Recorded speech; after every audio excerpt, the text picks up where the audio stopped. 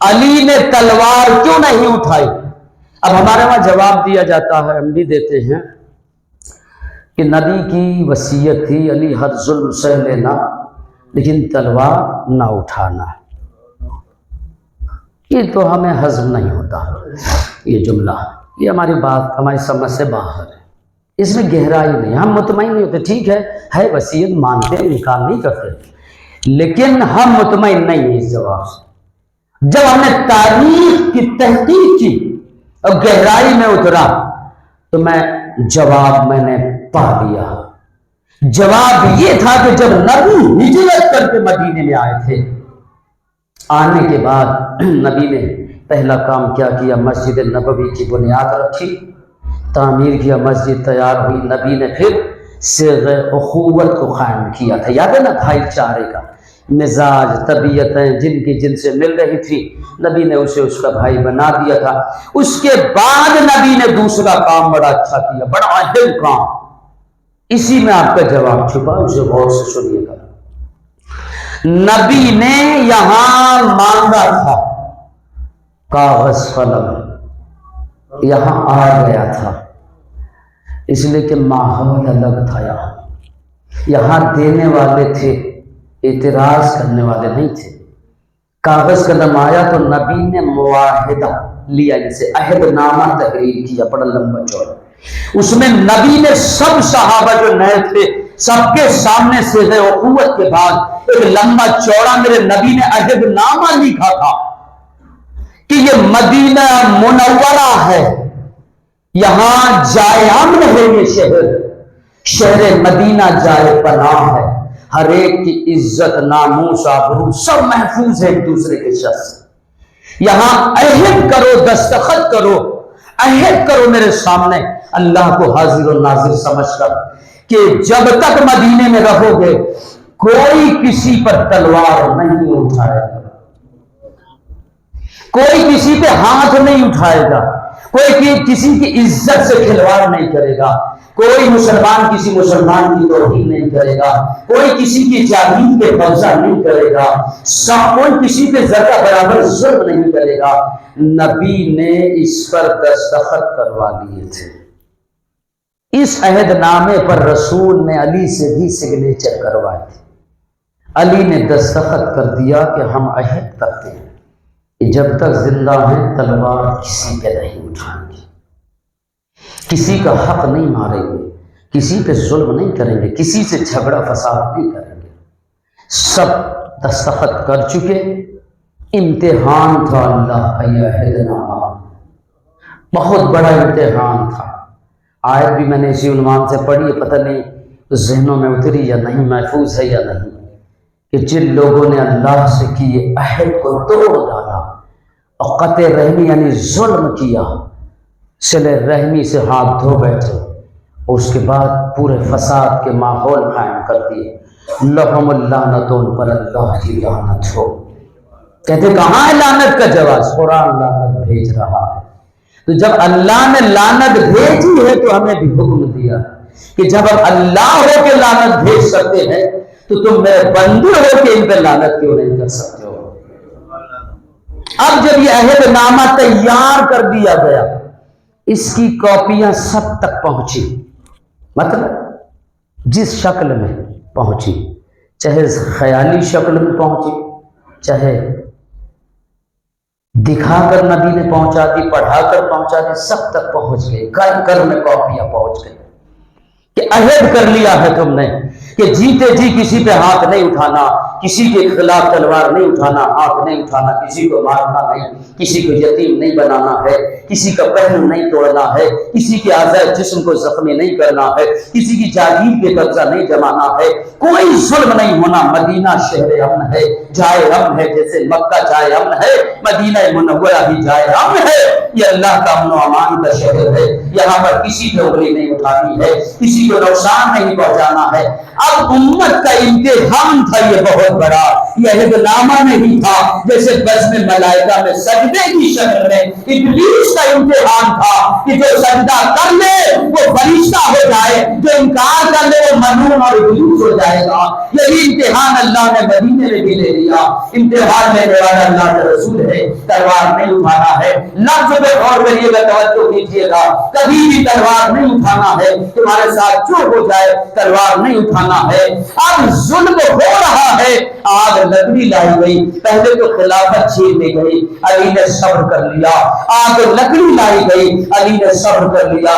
دروازے پہ آگ لگا دی گئی، علی نے صبر کر لیا۔ یہ عہد توڑ رہے ہیں، علی عہد نامے کو بچا رہے ہیں۔ یہ دنیا فقط ظلم کرنے نہیں آئی تھی، علی کے دروازے پہ دنیا ایک بہت بڑی سیاست لے کے آئی تھی۔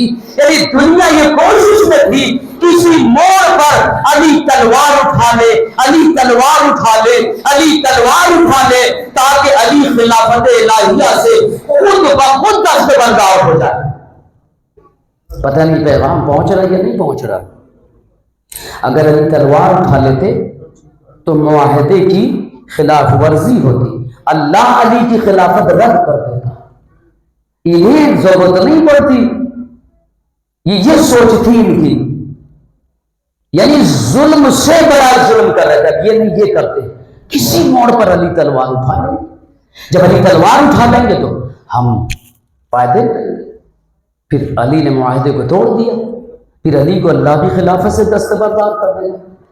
دنیا نے ظلم کے پہاڑ علی پر، علی ہر ظلم یہ سوچ کے نہیں برداشت کرتے رہے کہ محمد کی وصیت ہے، یہ سوچ کے برداشت کرتے رہے نہیں اٹھانی ہے۔ معاہدہ سامنے ہے، معاہدے رسالت ٹوٹ جائے گا، نبی سے کیا ہوا عہد اور وعدہ ٹوٹ جائے گا۔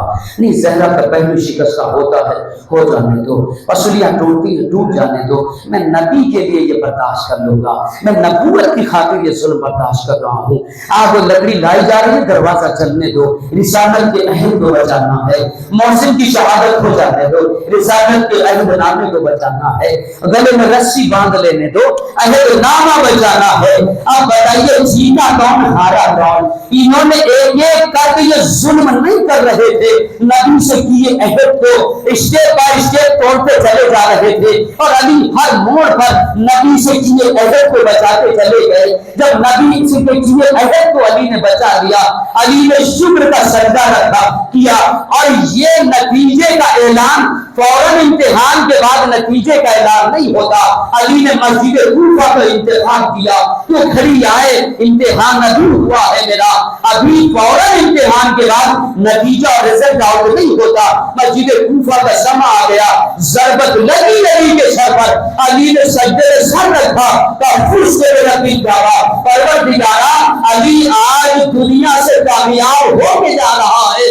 علی کے دروازے پہ دنیا سیاست لے کر آئی تھی، علی کو ہر موڑ پہ ناکام کرنے کی کوشش کر رہی تھی، لیکن ہر موڑ پر علی کامیابی سے قدم بڑھاتا چلا گیا۔ آج علی نے ہر امتحان پاس کر لیا۔ صلوات پڑھیں محمد وآل محمد۔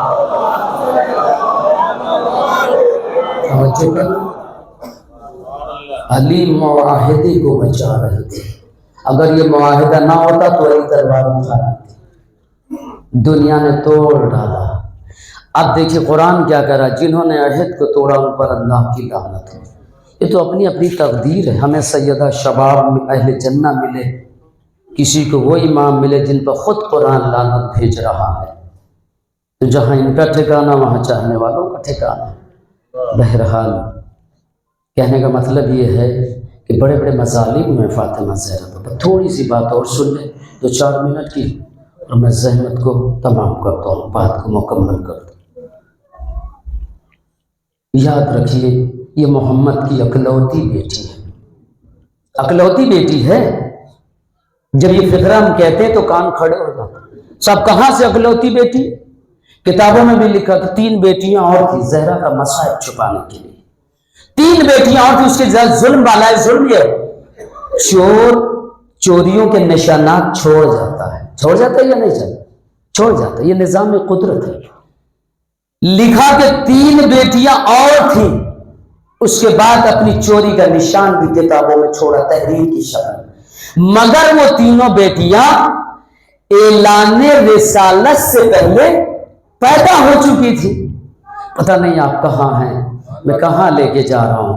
ایک بہت بڑے معاملے کا حل ہے یہ، ایک شارٹ کٹ میں بہت بڑا جواب ہے معترض کے اعتراض کا، بہت بڑا جواب ہے کہ وہ صاحب تین بیٹیاں تو اور تھیں، مگر وہ آگے لکھا جا رہا، مگر وہ تینوں بیٹیاں اعلان رسالت سے قبل پیدا ہو چکی تھی۔ اعلان رسالت کب ہوا؟ 40 برس میں، ٹھیک ہے۔ اعلان رسالت سے پہلے وہ تینوں بیٹیاں پیدا ہو چکی تھی۔ سورہ کوثر کب آیا؟ اعلان رسالت کے بعد۔ اعلان رسالت ہوا 40 برس میں، سورہ کوثر آیا جب میرے نبی کی عمر تقریباً 45 برس کی تھی۔ تین بیٹیاں اور تھیں، اعلان رسالت سے پہلے پیدا ہو چکی تھی، اور سورہ کوثر آیا ہے اعلان رسالت کے بعد کہ حبیب یہ کافر تمہیں مقتون نسل کا، نسل بریدہ ہونے کا یہ تانا دے رہے ہیں۔ تو جب تین بیٹیاں اور تھیں اور سورہ کوثر آیا ہے اعلان رسالت کے بعد، پتہ نہیں کیا سن رہے ہیں آپ، ایک لفظ میں بہت بڑا جواب یہ چھپا ہوا۔ تین بیٹیاں اور تھی، اعلان رسالت سے پہلے پیدا ہو چکی تھی، اور سورہ کوثر آیا اعلان رسالت کے بعد۔ اور پھر جب تین بیٹیاں اور تھی تو یہ کافر و مشرک محمد کو نسل بریدہ ہونے کا تانا کیوں دے رہے تھے؟ صلوات پڑھیں محمد وعلی محمد۔ جب یہ تینوں بیٹیاں تھی تو یہ تانا کیوں؟ تو پھر سورہ کوثر کیوں آ گیا؟ آنے کی تو ضرورت نہیں تھی۔ یہ تین بیٹیاں تو خود دلیل تھی کہ نسل جاری ہے۔ بے بنیاد باتیں بنائی تو جاتی ہیں، گڑھی جاتی ہیں، مگر بن نہیں پائیں آج تک بات۔ بھی پھول تو بنا لوگے نقلی، خوشبو کہاں سے لاؤ گے؟ امام تو بنا لوگے، معجز نما کیسے اسے بناؤ گے؟ بہت ساری باتیں ہیں نا۔